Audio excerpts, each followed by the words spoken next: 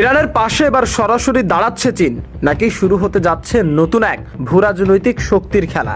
মধ্যপ্রাচ্যের উত্তাপে বড় ভূমিকা নিতে যাচ্ছে বেইজিং, এই প্রশ্নেই এখন কাঁপছে আন্তর্জাতিক অঙ্গন। ইরানের পারমাণবিক কার্যক্রম ঘিরে আবারও তীব্র হয়ে উঠছে বৈশ্বিক উত্তেজনা। যুক্তরাষ্ট্র ও ইসরায়েলের সঙ্গে চলমান বিরোধের মধ্যে এবার আলোচনায় চীনের ভূমিকা।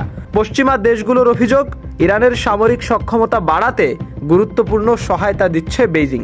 এমনকি সাম্প্রতিক সংঘাতে ইরানের পক্ষে অবস্থান নিয়ে ইসরায়েলের হামলারও কড়া সমালোচনা করেছে চীন।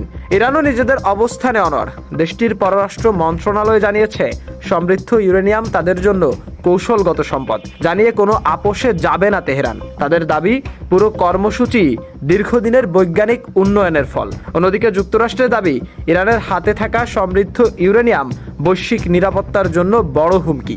একই সুর ইসরায়েলের কণ্ঠেও। তাদের আশঙ্কা, ইরান পারমাণবিক অস্ত্র তৈরি করতে পারলে মধ্যপ্রাচ্যের শক্তির ভারসাম্য পুরোপুরি বদলে যাবে। তবে বারবার হামলা চালিয়েও ইরানের কর্মসূচি থামানো যায়নি, বরং এই পরিস্থিতিতে তেহরানের পাশে কূটনৈতিকভাবে শক্ত অবস্থান নিয়েছে চীন।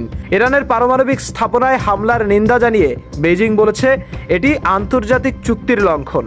একই সঙ্গে যুক্তরাষ্ট্রকে সতর্ক করে দিয়েছে, শান্তিপূর্ণ পারমাণবিক কার্যক্রমে কোনো ধরনের আক্রমণ যেন না করা হয়। তবে এখানেই শেষ নয়। বিভিন্ন গোয়েন্দা সূত্রের দাবি, কেবল কূটনীতি নয়, ইরানকে প্রতিরক্ষা সহায়তাও দিতে পারে চীন। যদিও এসব অভিযোগ সরাসরি অস্বীকার করেছে বেইজিং, বিশ্লেষকরা বলছেন, ইরান ও চীনের মধ্যে দীর্ঘমেয়াদী কৌশলগত সম্পর্ক রয়েছে। 25 বছর মেয়াদী চুক্তি এবং যৌথ সামরিক মহড়া সেই সম্পর্ককে আরও শক্ত করেছে। সব মিলিয়ে প্রশ্ন এখন একটাই, চীন কি শুধু কূটনৈতিক সমর্থনেই থামবে, নাকি ইরানের পাশে দাঁড়িয়ে নতুন শক্তির ভারসাম্য গড়ে তুলবে বিশ্ব রাজনীতিতে? মাশরাফি, আজকের নিশানা।